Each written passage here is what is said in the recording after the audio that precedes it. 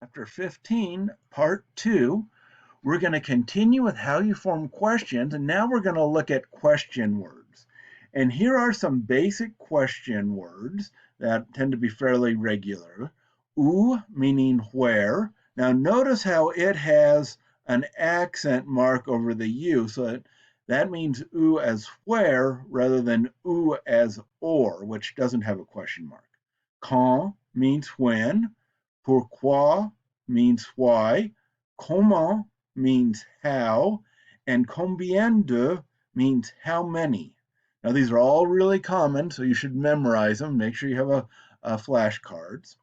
And there's two ways that we can use them. We can either use them with inversion, putting the subject after the verb, or with esca, the part of the expression that doesn't get translated. So here's some examples. Quand part David? So this is partir, to leave. So when is David leaving? Now note when we have inversion with a question word, there's no pronoun and no dash. We just put the subject after. So literally says when leaves David, but we would say when is David leaving or when does David leave? Either way would be appropriate.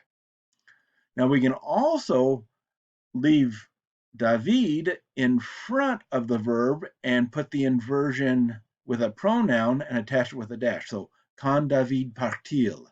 That means the same thing. When is David leaving? Now, if we don't have the subject, it's a pronoun, we would say quand part-il? When is he leaving?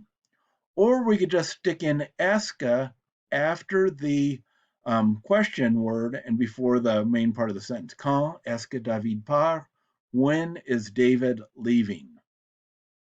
So here is some questions with question words. Now pay attention to the tenses because a lot of times when you're looking at questions and pronouns, you forget the tenses, but pay attention to the tenses so that you can get everything that's being said here. So write down your answers and then check your translations with the next video.